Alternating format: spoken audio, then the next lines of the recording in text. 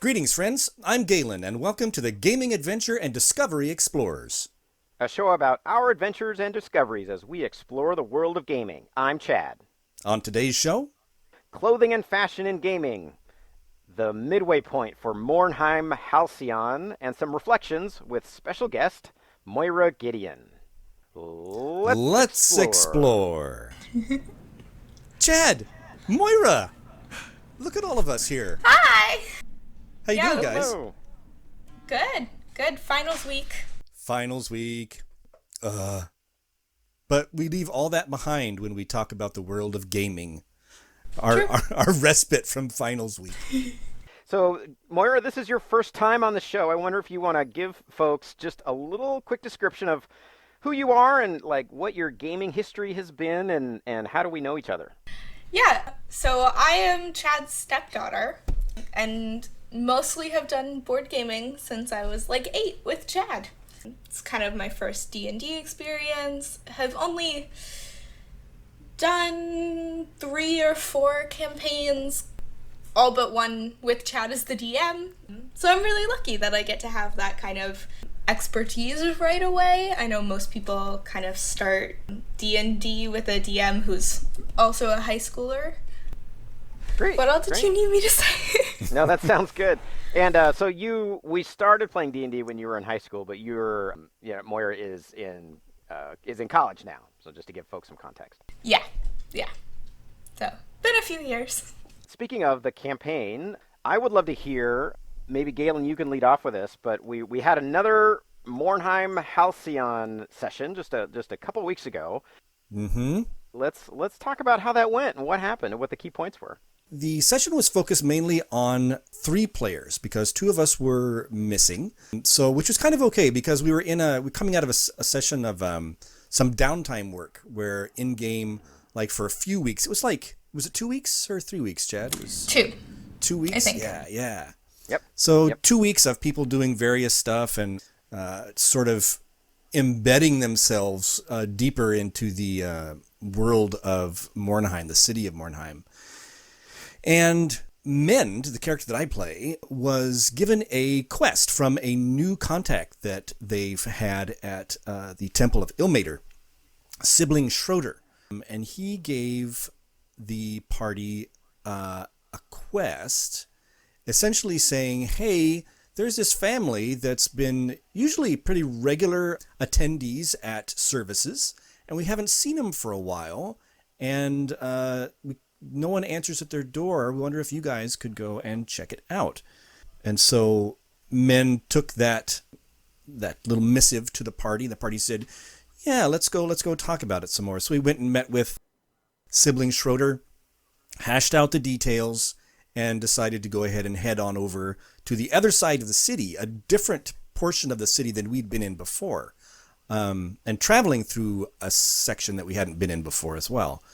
So did we get the cart first, or did we... Moira, do you remember? Yeah, I'm trying to. I think we got a cart back to kind of our home base, and then a covered carriage into the other place just because it was a wealthy district that we wouldn't necessarily blend into well. Right. Yeah. Oh, that's right. That's when we noticed out the window of the carriage, these very rich people in their weird dress were all walking really weird, slow pets.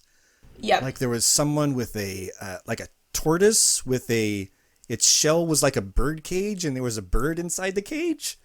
Yeah, and there was a fluorescent green lobster also. Yeah. Yeah. And So- kind of talked to the Wayfinder, and it was pretty common. Yeah, the slow pets of Mohrnheim now it's a thing. This is world building, folks. It's world building. And so we got to the place, and in typical party fashion, it didn't turn out the way we expected. Moira, do you want to take the lead on this one?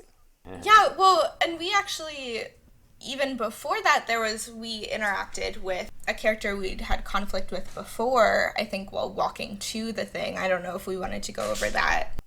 Oh, yeah. Go ahead, take that. Yeah, do it. Yeah, so we were walking through as a group, the 3 of us, And I think one small detail. I think this was before you actually got the quest from Sibling Schroeder. Yeah. He had a quest. Yeah. You knew he had something to give you, but he hadn't given you the specifics yet. Right. You were on your way for that. Yeah, go ahead, Moira. Yeah, so walking through caught kind of a quick glimpse of Blossom, who was the halfling that tried to feed us to cannibals very first session. I can't remember exactly how it went, if we talked about it as characters or just as players, but I think my character Lilith ended up chasing after her, yelling after kind of the people she was with. Right, because she was leading a group of dwarves. Yeah. Right, and I think the party decided that, hey, we don't want those dwarves to be on the menu, so let's go help them out. Yep. And so we kind of chased Blossom away, if I remember. I think I got a hit in. Yeah. Yeah, take that, Blossom. And I remember we sent the dwarves on their way as well. Gave them some good advice. Yeah, I think we even found them a guide. Yeah. Yeah, you did. Yeah. Mm-hmm. Having been new to the city recently ourselves, I think we took pity on these poor souls. Yeah. And I think Lilith especially found the city very different than she was expecting, and would probably not want anyone else to be taken quite by a surprise to the same degree. So that was before we got the quest. Then we got the quest, we got the cart, and we made our way to the house of these poor people that are missing or in some sort of distress. And then Lilith took center stage. And just real quick, they were figuratively speaking poor people. All signs indicate they're actually quite wealthy. Yes. Yeah. Yes. Yeah. We have 2 rogues in our party, and I was the only one there because of the way it shook out. And so I snuck around, rolled really high on stealth, got to the window, and being a kind of mediocre rogue, I don't actually have lockpicking as one of my skills. And we'd run into some trouble before where I couldn't actually pick locks. So Lilith just took her sword handle and broke the window. And then rolled into the window, immediately caught the attention of guards outside, and came back out to deal with it. And there was the woman walking her slow pet, I believe. Right, that was the lobster woman. The old lady that yelled at you, "What are you doing?" Yeah. I have a +8 on my charisma and had rolled a nat 20, and so had a 28, kind of talked her out of calling guards. I mean, she'd already shouted, but kind of talked her out of more trouble with a vague, like, we're with the authorities. That's right. And then the guards came up, did not roll as high on that. Mostly, we just kind of pretended to walk away. I think went around the block, waited for them to leave, and then came back around, and I went through the window to unlock the door. I just got new spells as part of our leveling up, and so used Mage Hand to kind of test a lot of the things in this very fancy house to make sure none of them were trapped, and one of them definitely was. So a suit of armor came to life, and had to very quickly run away from it, open the door. We got kind of stuck in We got stuck in the foyer. It was perfect. Yeah, and kind of ran circles with it, like an episode of Scooby-Doo for a while. One of the things that I noticed when I used my mage hand was that there was a wall with a tapestry, and that the hand just went straight through it, like there was a passageway behind it. So in trying to run away from this big metal guard, Lilith ran through the tapestry, motioned for everyone else to follow. That's where my character stopped interacting with y'all. Yeah. Leaving Mend and Tenderly to, like you said, very Scooby-Doo-esque, run circles around this golem or whatever, the suit of armor. And head through the tapestry, but we didn't end up in the same place. Yeah. And that's where we left off, I think. Yeah, which I think was a really clever way, because I got a job at a summer camp, and so I'll be away for the next few sessions, and I think it was a really clever way to explain that in game. Yeah, kudos, Chad, using all of the tools in your kit. Yeah, thank you. It was either that or be swarmed by zombies, and I didn't quite have the opportunity for that to happen. So Good. This worked out really well. Yeah, thank you for the option you did choose. Yeah. So I have a question for you guys. Yeah, maybe two questions. Were you tempted at all to, because when you encountered Blossom, who tried to feed you to cannibals, were you tempted to pursue her and kind of go back after them rather than going to talk to Sibling Schroeder? Moira, you want to start out with this one? I think we decided that it was more important to complete this quest, and also we barely got out alive the first time, and so with half of our party, didn't want to risk it. Yeah. Like I said, Lilith got a few hits, or one or two hits in, so I think Lilith was very motivated to go after her, and eventually just made the safety decision. For my part, Mend isn't usually one to start things. And when the party decided that they were going to intervene, all that Mend wanted to do was to put himself in between the dwarves that Blossom was leading, and to get in between them. And so when he did that, he was basically done. If she couldn't hurt them anymore, then Mend wasn't gonna. His job was done in his eyes. He would have followed the majority of the party if Tenley and Lilith had chased after Blossom. He would have followed up. But since they didn't, he was like, no, I'm perfectly happy just having saved these group of dwarves. So interesting. So there was another adventure seed, because I really wanted to give you legit options this session, and the other one was the group of changelings that Lilith, Moira's character, had encountered last session. Was there any temptation to go meet up with them? I think from a character perspective, definitely, right? Like, Lilith left kind of a community of only changelings to go find more changelings out in the world, and her cousin was there, and she's very family and other changeling motivated and oriented. But as Moira, kind of metagaming a little bit, knowing I was going to be gone, I didn't want to kind of advocate for us to start on this path that I then wouldn't be there to see through, or that we just have to cut off abruptly. And I think, too, whether it was real or not, I think the party got a sense that the quest given, or the invitation from the Temple of Ilmater for this quest was time sensitive. Okay. And so I think the party erred on that initially, at least to go and talk and see what the sibling Schroeder had to say. So I think that played a part into it as well. Gotcha. Yeah, Gotcha. I would agree. So just speaking of this last session, is there anything else, any other key things you guys wanted to talk about that session, or ask me or ask each other? There was one thing, and this is sort of an in-game bookkeeping thing, Moira. You gave Mend a little gift. Oh yeah, that was nice. Yeah.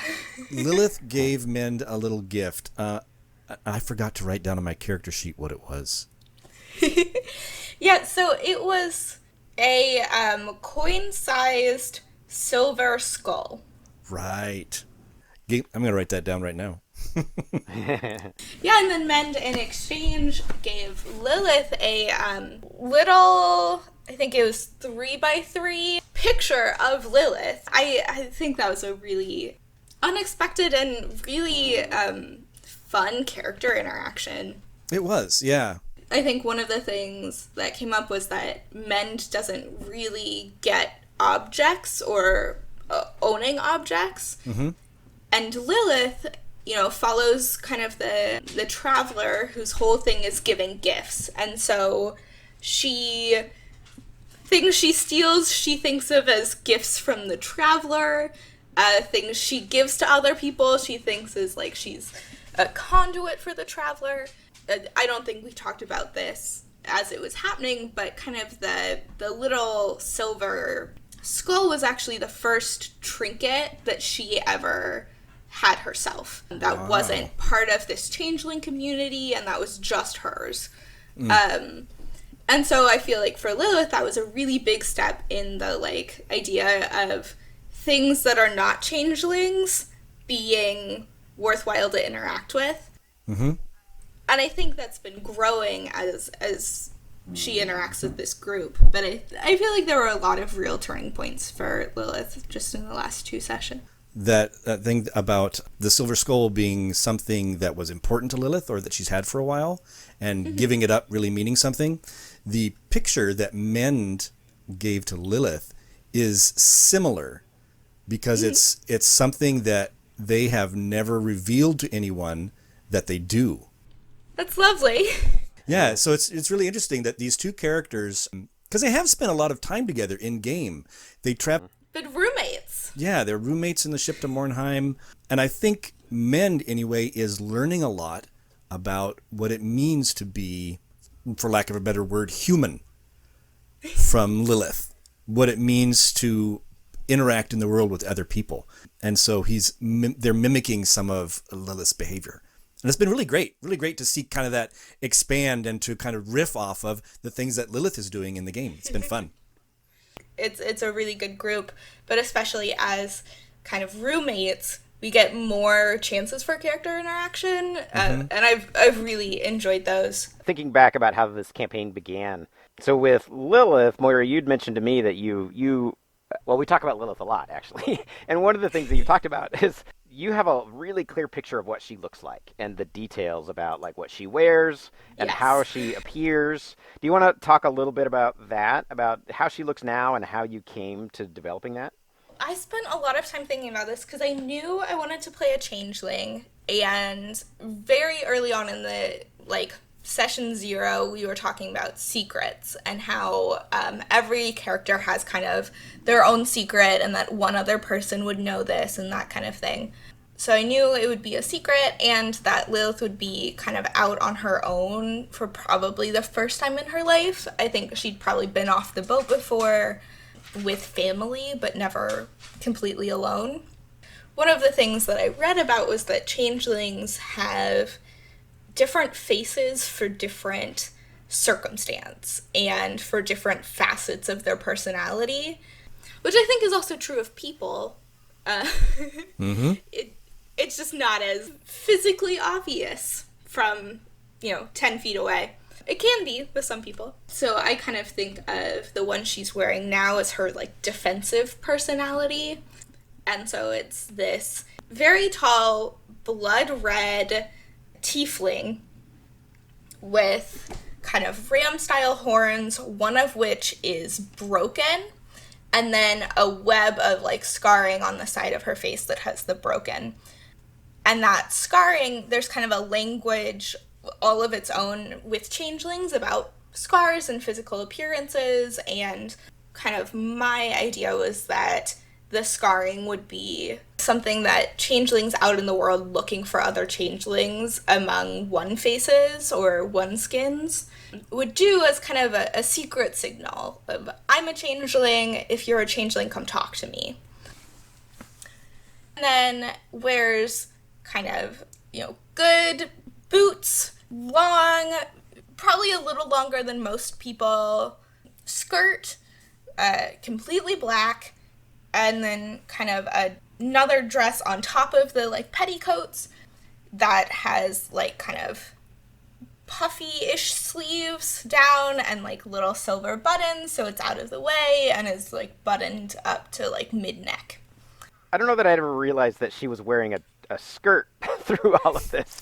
Which, because usually you think of, it's great, like, you usually think of wizards or magic using characters with robes, or something, but sneaking around, like, that's an interesting thought. That's cool. And I really love the idea of it kind of as she's fighting, swishing around. Oh yeah, it's really evocative. It's really cool. Thank you. Does her outfit, can she change that when she changes her physical appearance? No, she can't. Okay. So one of the things, Secrets is kind of fun, but I was kind of trying to feed little pieces of like, here's some clues you could follow. One of the things that she went around doing very early when she got to Mohrnheim was stealing different kinds of people's clothes. So she has a set of children's clothes and a set of men's clothes and a couple sets of different thieves guilds and assassins guilds. I was going to say the assassin's clothes. I remember you stole those. Not stole. Yeah. I mean, yeah. you earned them. You kill an assassin who tries to kill you. I think you earned his clothes. That's right. Clothes. And his teeth. And his teeth. Yeah, because she can't change her clothes when she transforms, and so being the form of a child but wearing these giant adult clothes, or, you know, someone rich but in peasant's clothes, you know, and I think Galen and I both have done a little bit of theater, Galen more than me, but in high school I also did some costuming for theater, and I like clothes, I like fashion. And one of the things is that clothes can really make a difference in how you personify and how you interact with the world. And I think especially as kind of a young changeling who's never really had to sell it, right? Like, she knows how to transform and knows how to do it, but the idea of, like, selling one persona is kind of new to her. And so I think that she probably finds comfort in that. Cool. Do you have advice for other players who are developing characters who want to think differently about the appearance or the clothes or that their characters are wearing? Yeah, I feel like there's kind of two places to start, right? It's, you can start with an aesthetic in mind and then build in the story to match the aesthetic, or you can start with a story in mind and then go, well, okay, how does this work? And as someone who thinks about clothing and the way clothing works a lot, this is actually something that was very distracting for me watching the latest season of Game of Thrones. I think there are a lot of, like, especially in these kind of fantasy worlds, how are they making these clothes? Do they have seamstresses? Do they have sewing machines? Do they have magic sewing machines? Is sewing something that's usually done by magic? And that changes the kind of clothes that would be made, the kind of clothes that would be common, and the kind of clothes that would be expensive, right? Like, we have a lot of clothes now that you can buy very cheaply that back when everything had to be hand-sewn would have been very expensive. And also, is it a world where you can buy ready-made clothes? Is it a world where you have to go and be fitted and have something sewn specifically for you? That kind of thing. And I think as a changeling, Lilith has a real advantage in the fashion side of it, because she can just change her body to fit whatever clothes she finds. Yeah. You can steal them off anybody, because you can just be like, oh, it's about this tall, I can fit this. But if you're not a character who can do that, do your clothes fit you? Is a great starting question, thinking through it, of, like, were these stolen? Were these hand-me-downs? Were these special custom-made? Are these just clothes, or is this something your character values a lot? Are these memories of home? Are these things they got on the road? And those are the kind of things that I think about even watching TV shows, and how does this costuming actually line up with what we know about the character, and that kind of thing. It's just how my brain works, so it might not be fun questions to think about for everybody, but those are kind of my starting places of how are clothes in this world made. And do you happen to know, and I understand if you don't, about, like, the history of, like, the sewing machine? You know, I know most of the modern sewing machines are, you know, electric, but I know there were some from, like, the late 19th century that were manual. You know, you'd push the little pedal and do it. Like, do you know when those were invented? Yeah, I could make an educated guess-ish, but I don't know for sure. We can look it up. Yeah. The internet says that the sewing machine was invented in 1846. Okay. Yeah. So after, definitely after the medieval age and after the Renaissance even. which kind of makes sense when I think about it historically. Like the Civil War, all those uniforms that they made, Oh yeah. they would all have been sewn on, like for the Union, the ones shipped out by the government would have been sewn on machines. That's probably why they had actual uniforms. Okay. All right. But older than that. It also, because the way those machines worked is you have the pedal and a wheel, you could only sew with one hand, whereas with electric machines now you have just a pedal and you can sew with two.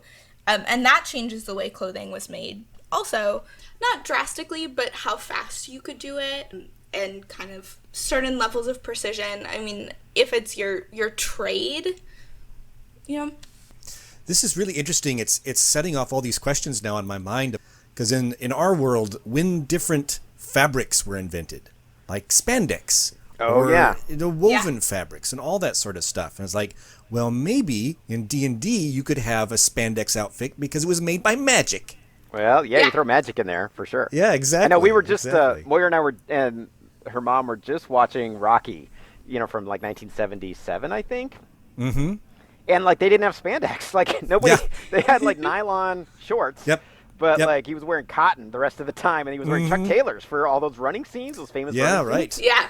Yeah. Like, because we tend to think of Dungeons and Dragons worlds as being medieval era, but with once you, like you were saying, Galen, once you add magic to the mix, it's not necessarily tied to that. Like it can be very asymmetrical.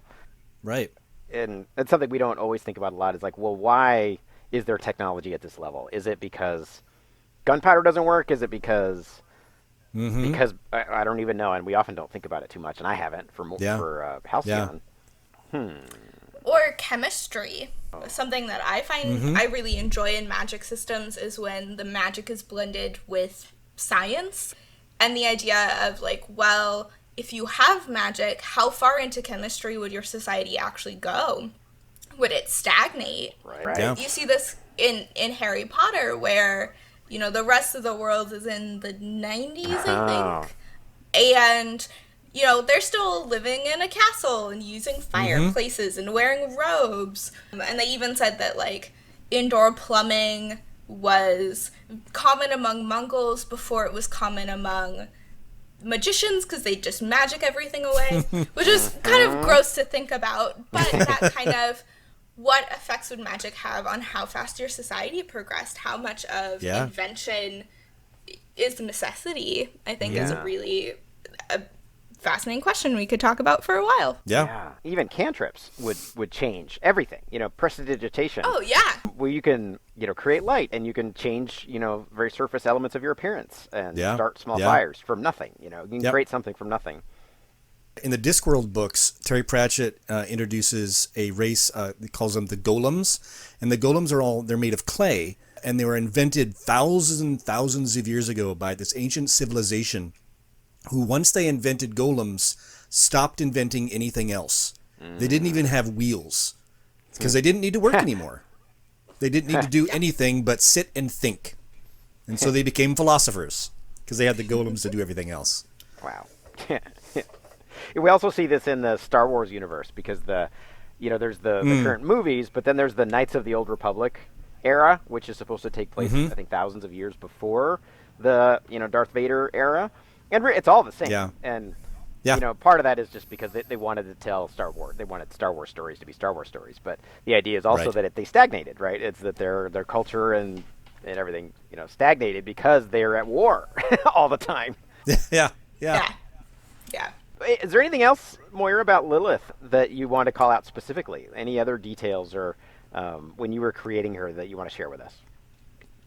Yeah. So very first thing I did is I sat down and wrote old school outline of like topic, subtopic, plot points within that. And she's changed a lot from that.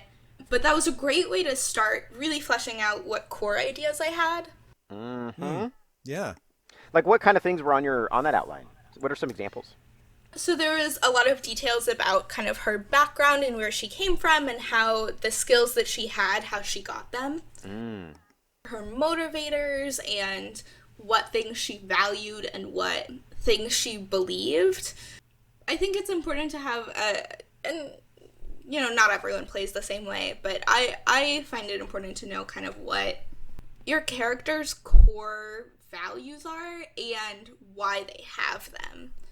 Right? So, like, Lilith grew up on this boat that was a very isolated community of only changelings who left everyone else because it was dangerous to be a changeling in a world that's distrustful of magic. And so she has some apprehension of outsiders and doesn't, I think more so now, but at the beginning didn't really see people who couldn't change shape as multi-dimensional beings, you know, with full personalities and lives worth living. Because how could you do that if you can't change your face? Everyone I've ever known who's multi-dimensional can change their face. Yeah. It would be like if we were entering a world of people wearing masks. Yeah. And can't make facial expressions. Like, yeah, which would freak us out. I mean, that's one of the reasons, one of many very good reasons that clowns freak people out. But that's one of them, right? Because their faces don't match their emotional state. Right. Yeah. And also that, you know, she's distrustful, but because she grew up in such a safe, isolated community, you know, everyone was on high alert and everyone was anxious, but she doesn't actually know how to be cautious in a world of people who aren't all her friends. I think that's also come into play with her being kind of a bad rogue. Because being a rogue in a small town where everyone is your friend is different. It's very different than being a rogue in a big city full of dangerous people. You know, nothing on the boat was ever locked. Why would she know how to pick locks? You know? Yeah. A whole huge city with all different rules, right? Yeah. That no one knows. Or, you know, living in a community where everyone shares things, there's less risk to getting caught stealing because it's all communal anyway. Right. Versus, you know, like, her sleight of hand is really bad, especially for a rogue. And that's mostly because she just hasn't practiced. Right. She hasn't had to do it. Yeah. That makes sense. Or totally. even, you know, people humoring her of like, oh, that's just, you know, her changeling name is Jen. You know, oh, that's just her. Like, she's just doing that. That's what she does. Just humor her. Pretend you don't see it. Yeah. Versus, like, in Halcyon, no one will pretend they don't see it. Exactly. People are actively looking in your business. Oh, yeah. Especially if you look anything other than what they think of as normal, right? Yeah, and our party draws a lot of attention. Yes, we do. Yeah. Yeah, and I actually had a question about Mend and men's clothing. Oh, yeah. Because I know Mend has that tabard. Is that the word? Yeah. That's of Ilmater. No. Those are the... Yes. Ilmater. Yep. This came up during our session, trying to have a plausible alibi, and Chad went, "What kind of friends don't even know when you go to church?" If I'm remembering correctly, we've kind of seen Mend take that on and off about whether or not he was going to the temple or on duty. But Mend is a warforged. Right. And so doesn't necessarily have to wear clothes. And so what does Mend think about the way other people interact with clothes? And what is, other than religious, what is the significance of that tabard? Those are really good questions. When I started thinking about playing a warforged and this character, I was reading about them, and it mentions about their faces being impassive, that people can't tell their emotions because they don't move. And it's this really sort of alien looking thing. And I sort of applied that to the way that they would approach clothing as well. So like you said, they don't need to wear anything, but they knew what was expected of members of their order. And so he put on this tabard because they noticed that if they didn't, they stood out even more. Mm-hmm. And with this tabard on and with this insignia and everything of Ilmater, they look to other people like they belong somewhere, even though that's not what Mend is feeling. They have realized that outward appearances are important to other beings, and so they're trying as best they can to mimic that sort of thing, which has been really interesting as Mend has gotten to know your character, when outward appearances just change all the time. Yeah, and I think actually our very first interaction, one of the things that kind of I think that especially her group of changelings did as a way to like get to know new people is you just try on all the faces that you saw today. Right. Like you stand in front of a mirror and you just cycle through every face that you've seen. Mm-hmm. And that because Mend doesn't have a face and doesn't have teeth, and she probably interacted with sculptures and maybe an automaton or two. She didn't realize that Mend was sentient at all. Yeah. Like I said, she's not great at keeping secrets because she's never had to. So she was just standing there, cycling through the faces, and Mend was just there. Just taking it all in. Like, oh. Yeah. Wondering if everyone can do this. Wondering if that's something that men should try and do. It's been really interesting for Lilith to interact with Mend, who doesn't even change facial expressions. Right. Of the, yeah. I hadn't even thought about that part. So I think at the very beginning, I think Mend asked something along the lines of like, oh, am I a person? Am I alive? And Lilith trying to be comforting and go along, maybe not comforting, but say what was expected, was like, yes, of course you're alive. Like, I think you're alive. And I don't think she actually believed it. Oh, yeah. And as she interacts more and more with Mend, she wouldn't have given away that little skull thing if she didn't think that Mend had feelings.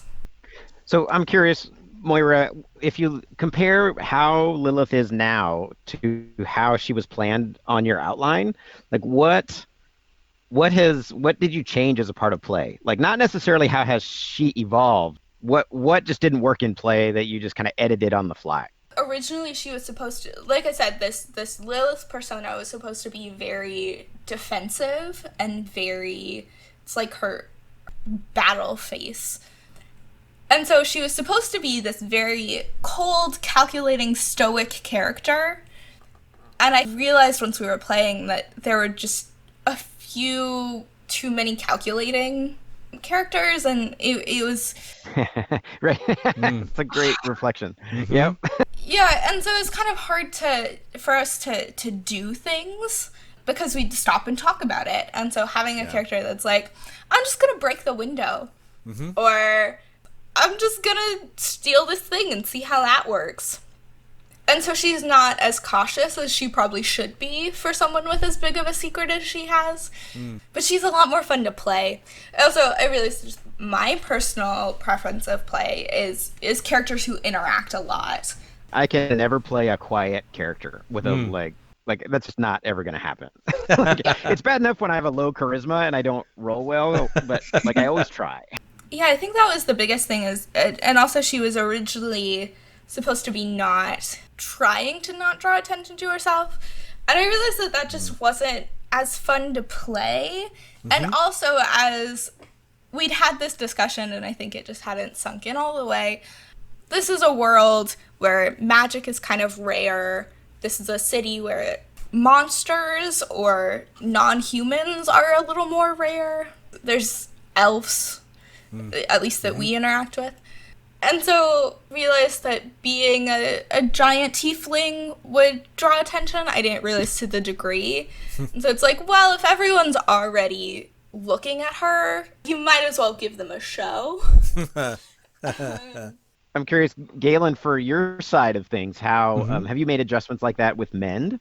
Has Mend shifted from how you first imagined them to now? Yeah, definitely. I think when I first had the idea for him, I knew he was going to be an outsider, but my original idea was that he'd be very, very reluctant to deal with people, taken to the extreme of, I was thinking initially that he would either not speak or only speak like one or two word phrases and would always be on the periphery, and that he was more interested in pursuing the question of his spirituality as in connected with his god, with Ilmater. But that's switched, and I think now he's more interested in pursuing humanity, like what makes him a part of this world and with the other people in the party, what that story is all about. So it's a struggle to become more human now, which was not my intent, but which, like Moira said, it's more fun. It's more fun to pursue something that leads him to really search out and try and glean meaning from interactions with people in the party, rather than just looking up to an omnipotent being in the sky that no one else is talking to. That's been the big one. And one of the things I really love about D&D is that it lets you kind of explore these questions in a slightly, like, I'm thinking about it a lot because this is my character, but also like, oh, how does this apply to me? And I really love player interaction Yeah. and overarching story themes within characters. And I think that struggle with humanity can become even more compelling when you aren't a human, right? What does humanity mean to things that are not human? Yeah. Yeah. Like I always say, my favorite part about D&D is that it is a shared storytelling experience. And the fact that even just talking to the two of us, we have changed our initial ideas. They come up against each other and they change and they become more full based off of paying attention to what's happening with the other characters in the party and the other people at the table. And I think, Chad, it also rubs off on a DM, right? The ideas that you have that you put us into, and it has to change the story that you are thinking that you're going to be telling as well, because you're seeing this growth and development in the players and the characters. Yeah, especially with the approach I'm taking with this campaign, where I'm really leaning into that, and I rather than having an adventure or I'm really planning a session ahead, Yeah. like nowadays. Sometimes a little bit more, but not that much. Yeah. And so I'm really listening to like what are you interested in, and so what Mm-hmm. interactions really did seem to drive the party's tryst Yeah. and taking it from there. So Yeah. for sure. And then mixed into it with it, I do have other materials that I'm using, other books and stuff. And so I'll layer in some stuff from those that I would never think of, that is never, it's not something my brain would ever, would ever come up with. And it's not even really my style, but that's kind of fun because then Yeah. that makes Mohrnheim not just Chad City. It's also, it's something else. Yeah. And it really does feel like a living, breathing place. Yeah. With all the things that we've experienced and the things that we've heard about that we haven't experienced. It's like just introducing those slow pets, and it's like, what is that all about? And it makes me think about, what are those people thinking? Why slow? What's behind that? What's the overarching feeling of those people? And it kind of spreads out through the whole city like that, and the whole campaign so far. Yeah. One of the things that happened was a festival where they released wild wolves into the city, which again for me is like, how did that happen? How is that the tradition? Like, who thought that was a good idea? Yeah. Yeah, and who, even if you thought it was a good idea, who did that once and went, yeah, that's good. Like, I'm okay with that. And it was interesting, the party reactions were like, oh, okay, that happened. Apparently that's something they do here. I can't wait to see what the other seasons bring. Yeah, and I think it also really exemplified how brutal of a place it is. Yeah. Like I said, Lilith comes from this very protected community. And so I think she's slowly discovering how dangerous the world can be. She knows the dogma of changelings have to live aside from everyone else because it's too dangerous for them. But didn't really experience danger all that much, and some more understanding of what it actually means to be in peril. Which I think is why the Blossom thing, she wants her pound of flesh for that. Which has also been a shift as we've been playing. Of the, like, she started very, I wouldn't say naive, but open to the idea that everyone's a good person. And everyone deserves the benefit of the doubt. And then she was almost eaten. Yeah. And so I think it's a double wound of, yeah, that was awful and a betrayal, but also, like, that was probably one of her first true experiences of proper violence. And probably the first time she's killed a man, to be completely honest. And so it's that double wound of kind of her first experience of that and an actual betrayal. And as a DM, I've really been riding that line too of making Mohrnheim too dangerous and too, rife with trouble, and still interesting. It's like it has to be a place that reasonable people would still come in to buy their groceries. Yeah. And it's an adventure setting, with danger and people who will kill you. Yeah. Yeah. Yeah. I think we're wrapping up on our time here. We're sitting here at we've had 6 sessions, if you count session 0, with the campaign, and we're probably going to go about 5 or 6 more with this particular campaign. And so I'm wondering, is there any other reflections or about your characters or about the setting or anything else you want to talk about today? It feels like we can take some time with this, our characters, and as players, if we want to have some downtime, like this 3 weeks that we just took, the world will progress and we can have these interactions that seem to fill up more the characters and the city and the life that I'm feeling in it, as opposed to a lot of games which it feels like it's rushing from one thing to another to save the world or do the thing or get the treasure or whatnot. This feels like we're just living our lives. Yeah. And it's been really nice. It's been kind of a revelation. Yeah, I've really enjoyed that too, and I've really enjoyed, haven't had that many characters, but Lilith is the first one that I feel like kind of has a life of her own. Like her story is just constantly going in my head in a way other characters just haven't. And I like that it's not a push to the end of the world. Right. And it's not as soon as we leave a place, it burns down. Yeah, right. Which I think we even talked about in session 0. Yeah, it's definitely a sense where you can still feel heroic or like you're doing something of meaning when you're rescuing 4 dwarves. It doesn't have to be you're saving the world from the invasion of, some demonic powers or something like that. It can scale. Totally. It can scale. That's a big change for me. Like all my other campaigns, the 2 big ones that Galen was a part of were both, the world was in danger of falling apart by extra dimensional entities. So this is a very conscious change. So I'm having a lot of fun too. One of the things that I think that allows us for it to be a little more close to the skin, it's really hard to imagine unimaginable evil. And so having a death cult or someone who's preying on tourists, those are things that exist, but letting that exist in a fantasy world where you get to stab it with a sword is kind of cathartic. Yeah, well, I gotcha. Yeah.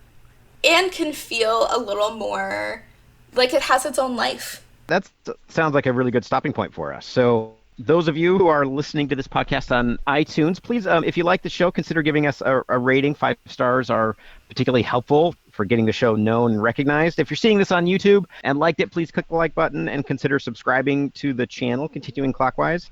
If you want to contact me, Twitter's the best way at ContClockwise. That's ContClockwise. And Galen, how can people reach you? Well, Chad, if people want to get a hold of me, they can either hit the follow button up top here, and you'll get notifications when I go live on my stream here on Twitch. Got some painting commissions that I'm working on right now, so I'm going to be doing some streams with that. And if you want to hit me up on Twitter, where I also do notifications when I go live on Twitch, you can find me at Zobmie, Zobmie. I just want to say thanks, Moira, for stopping by and talking with us. I appreciate it. Yeah, of course. Thank you for having me. Yeah, first guest for Gaming Adventure and Discovery Explorers. Woo-hoo! Milestone for all. Yay! All right, everybody. So that's it. Have a great night and game great. Take care, folks. Bye-bye. In the can.